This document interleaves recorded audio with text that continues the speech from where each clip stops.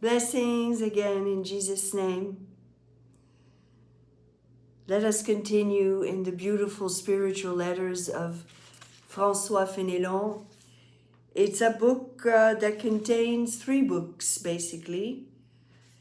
And now we're in the part of the spiritual letters that he wrote. There's about 40 of them, if I'm not mistaken. 40 or more than that? Yeah, about 40. And then there's another division which we'll get to later. Today, I might read 1 or 2, depending. It's a tough one today. Those who endeavor to injure us are to be loved and welcomed as the hand of God. Well, are we ready to do that? I sympathize as I ought in all your troubles. This is Francois Fénélon, of course, speaking.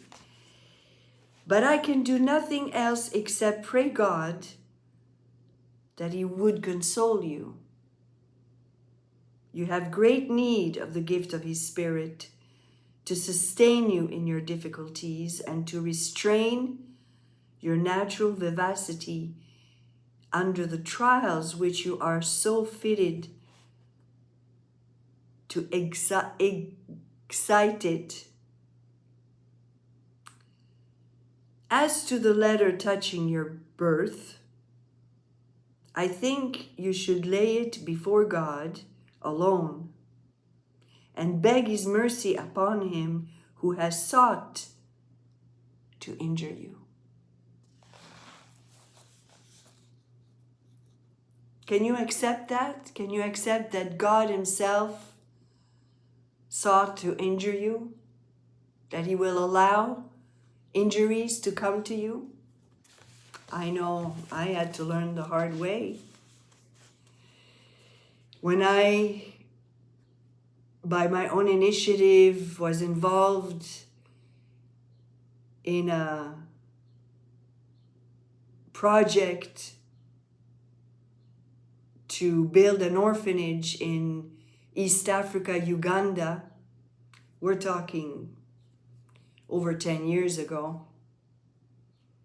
I spent 3 years of my life communicating with a young pastor over there. And I used to be involved in a church also and was giving concerts, musical concerts to raise money. And I would be sending it over there. Anyway, long story short, my friends, one day, okay, that I was planning this concert, the same morning, God caused an injury in my life, but at the time I didn't think it was him. And I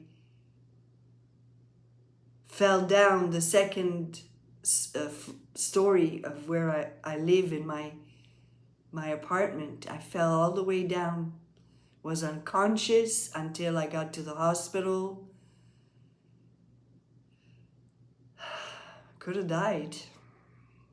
Cracked my head open, and anyways. He tried to stop me. I understood that later on. He was trying to protect me, that it wasn't his will for me to go. But stubborn as I was, and everyone else around me, the people involved in the church were trying to convince me also that this was the enemy who was trying to stop me from giving this concert and going there. And I remember very clearly because it was 2 days before my birthday in October. And by December, I was flying to Uganda on my own. Oh, I can do this. I'm going to do this for the Lord. Yeah. And once I got there also, it was a big slap in the face. I was shocked of everything that I saw.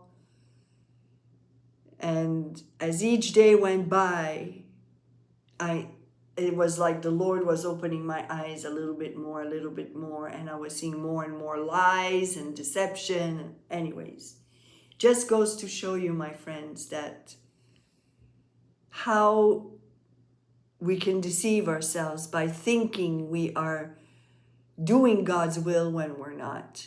And yes, He will provoke injuries in our life to teach us. Let's move back to Francois. I have always perceived, or thought that I perceived, that you were sensitive on that point. God always attacks us on our weak side. We do not aim to kill a person by striking a blow at his insensible parts, such as the hair or nails, but by endeavoring to reach at once the whole organs, the noble organs, the immediate seats of life. When God would have us die to self, He always touches the tenderest spot, that which is fullest of life. It is thus that He distributes crosses.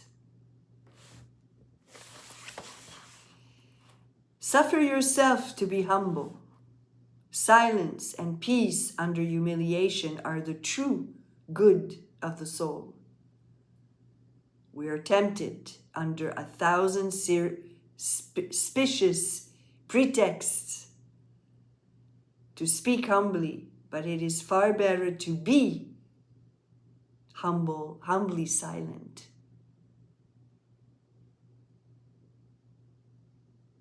The humility that can yet talk has need of careful watching. Self-love derives comfort from its outward words. In other words, if you can still talk, you're not really reaching that humility. It's better to have silence. Do not suffer yourself to get excited by what is said about you. Let the world talk. Do you strive to do the will of God? As for that of men, you could never succeed in doing it to their satisfaction, and it is not worth the pains. A moment of silence, of peace, and of union to God will imply recompense you for every calumny that shall be uttered against you. When people attack you verbally, they try to provoke you, remain silent. Remain in the peace of the Lord and unite yourself with God. Seek to dwell in Him,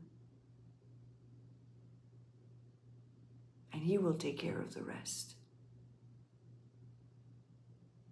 We must love our fellows without expecting friendship from them.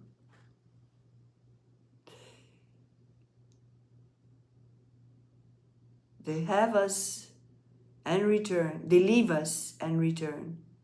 They go and come. Let them. Let them do as they please. it is but a feather. It is but a feather. You know, like feathers, have you ever thrown a feather in the wind? It keeps going, you don't know where it's gonna, it comes, it goes, it falls, it comes back up again. That's people.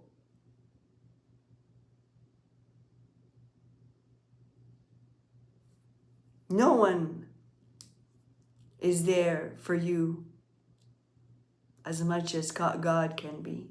No one.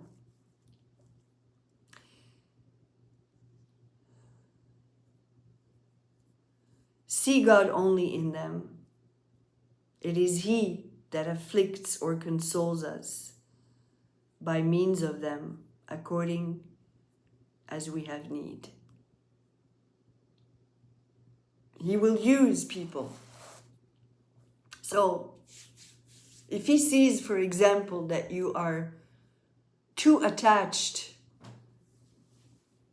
to wanting to be with people, to have a deep relationship with someone, He will separate you to teach you to stand alone with Him, to break this dependency, this neediness. You see, you must only need me, you must only come to me, you must only pray to me, you must only unburden your heart to me.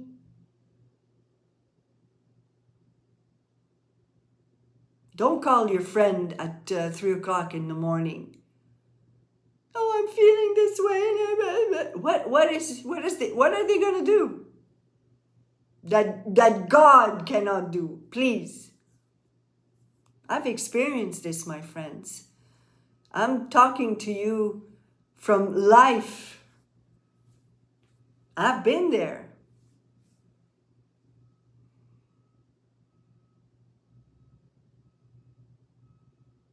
And that's how God taught me, by isolating me, pulling me away from family members, from relationships, my own children, to draw me closer to Him and build me in Him. So now, when I wake up at 2 in the morning and I'm distraught because of something, I don't call anybody. I sit in silence, alone with my Lord, and I talk to Him. I talk to Him face to face. I will pour out my heart, my guts, like we say. I will weep. I will fall down. I will just release it all.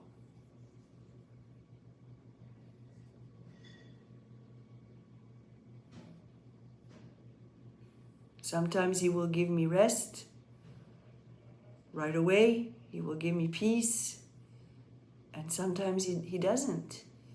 And He leaves me in that state for hours, for days sometimes.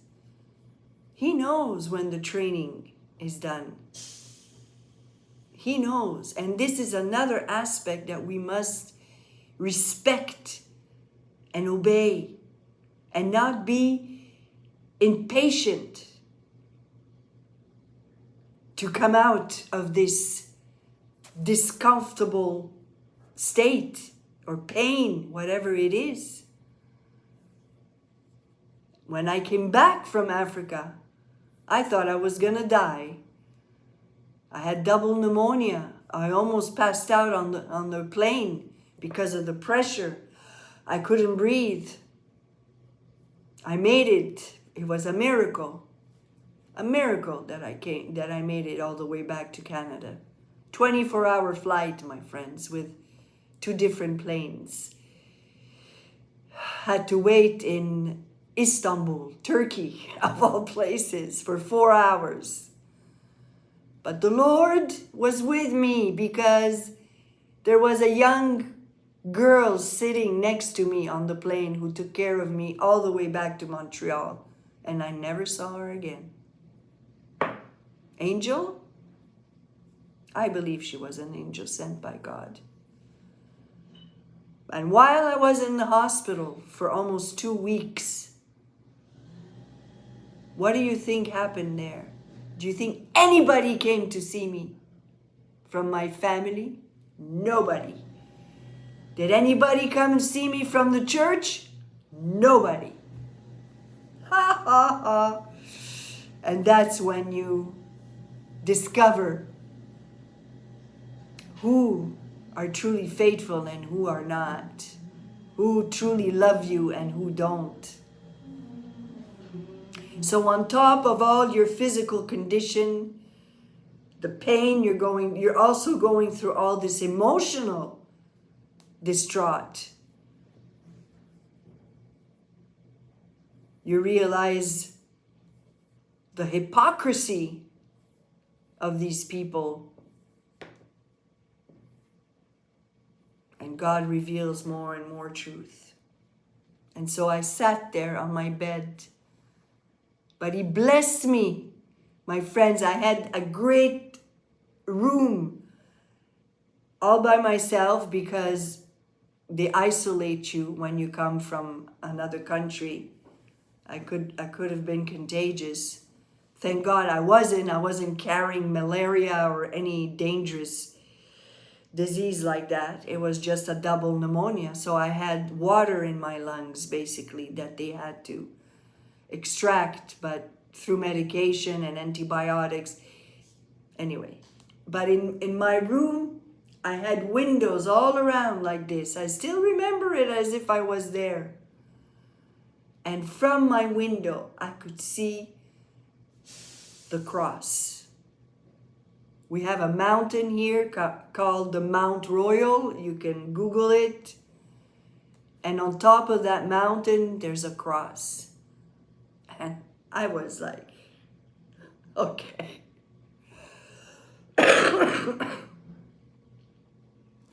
He's with me. And that's when I prayed. And when I would just sit in my bed and talk to Him. And, ask Him to forgive me for being fooled, for not listening enough, not paying attention to His warnings.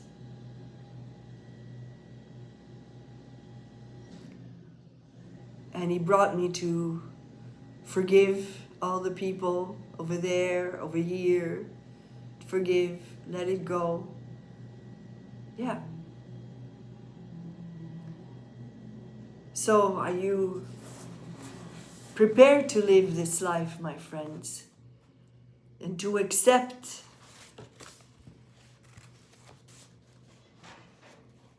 that those who injure you are to be loved and welcomed as the hand of God.